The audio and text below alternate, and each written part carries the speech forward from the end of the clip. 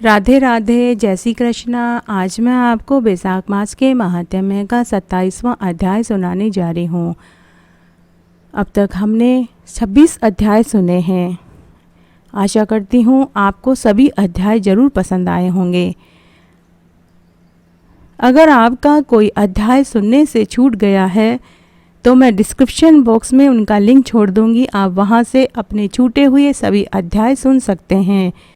मनुष्य को समय का ध्यान रखना चाहिए। वक्त के अनुसार जो चलता है वही मुनि कहलाता है। जो वक्त के अनुसार नहीं चलता है उसे बहुत दुख उठाने पड़ते हैं। मनुष्य को वक्त को देखकर बदल जाना चाहिए।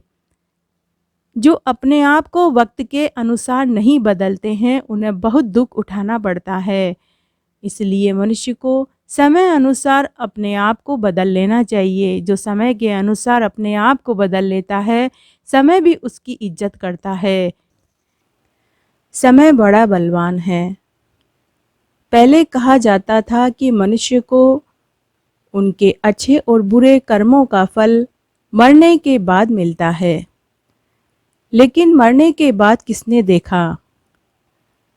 मनुष्य को अपने कर्मों का फल इसी जीवन में मिल जाता है। अच्छे कर्म करते हैं तो उनका जीवन सफलतापूर्वक और सुखी व्यतीत होता है। लेकिन अगर बुरे कर्म किए हैं तो मनुष्य को मरने से पहले उनके बुरे कर्मों का फल यहीं भोगने को मिल जाता है। लेकिन कर्म किसने कैसे किए हैं यह कोई नहीं कह सकता। यह उसी मनुष्य को याद रहता है कि मैंने कैसे कर्म किए हैं। तो हमें कोशिश करनी चाहिए कि हम अच्छे कर्म करें जिससे कि हमारा जीवन सफलतापूर्वक और सुखी व्यतीत हो और मरने से पहले भी कोई दुख न झेलना पड़े। इसलिए अगर बैसाख मास का व्रत न हो सके तो हमें बैसाख मास के पवित्र महात्म्य को सुनकर भी हमें अपने पाप को धोने का मौका मिल जाता है। इसी अच्छी प्रेरणा से आइए अब हम बैसाख मास के महात्म्य का 27वां अध्याय सुनते हैं।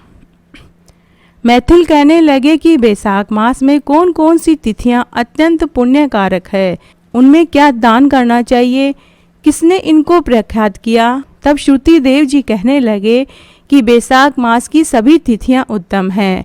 प्रत्येक तिथियों में किया गया दान कई गुना फल देता है। संपूर्ण तीर्थ करने से जो फल प्राप्त होता है वैसा ही फल एक तिथि में स्नान, दान, तप, होम और पूजन करने से प्राप्त हो जाता है। बैसाख मास में कथा श्रवण करने से तत्काल मुक्ति मिल जाती है। रोगी और पीड़ित भी इस कथा का श्रवण करे तो वह कृतकृत्य हो जाता है। जो कोई बिना स्नान, दान इन दिनों को व्यतीत करता है उसको गोवध, कृतघ्न, पितृघाती तथा आत्मघात का पाप लगता है। जल स्वाधीन है तथा शरीर भी स्वाधीन है, फिर स्नान में संकोच क्यों किया जाए। दरिद्री, धनवान, लंगड़ा, लूला, अंधा, नपुंसक, विधवा, स्त्री, बालक, वृद्ध, युवा सभी को बैसाख मास का सेवन करना चाहिए और बैसाख के धर्म के सुख से हमेशा सुखी रहना चाहिए। बैसाख तो धर्म सुख से साधने का योग है। इससे अधिक और कोई शुभ कार्य नहीं है। जो कोई नीच इस सुलभ धर्म का पालन नहीं करता उसको नरक का भागी होना पड़ता है, इसमें कोई संदेह नहीं है। जैसे दही को मथकर मक्खन निकाला जाता है वैसे ही इस मास की तिथियों को अलग अलग बताया गया है।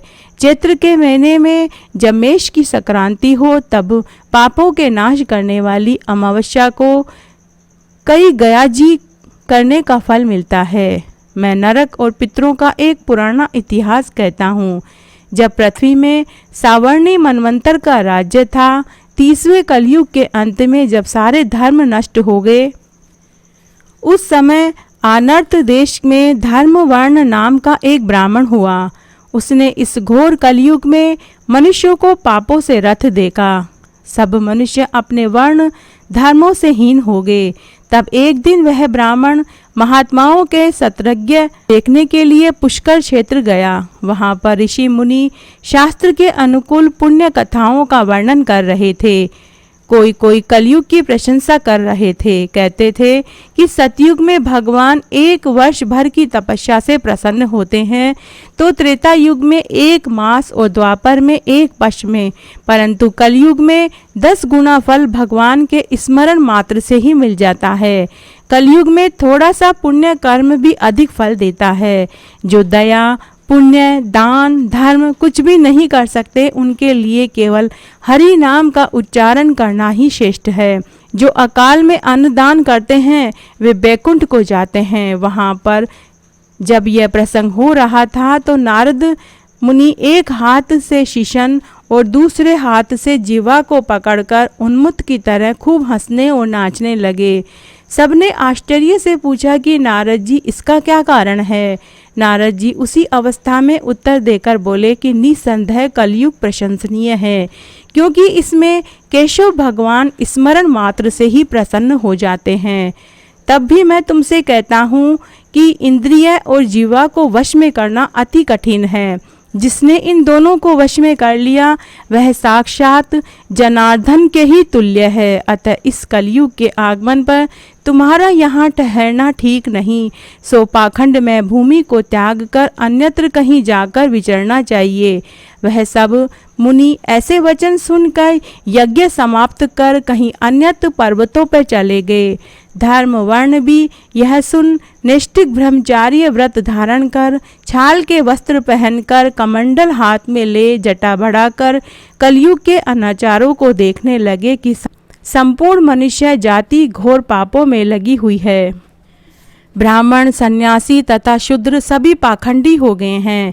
पत्नी पति से विरोध करती है, पुत्र पिता से, सेवक स्वामी से, गुरु शिष्य से द्वेष कर रहे हैं। सब ब्राह्मण शूद्रवत हो गए।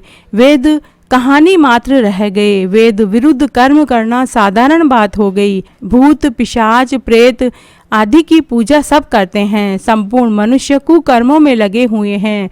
कुकर्मों में प्राण तक त्याग देते हैं, झूठी गवाही देते हैं, झूठे बोल बोलते हैं, मन में कपट भाव रखते हैं। इस प्रकार आज मैंने आपको वैशाख मास के महात्म्य का 27वां अध्याय सुनाया। आगे के अध्याय के लिए आप मेरे साथ बने रहें। धन्यवाद।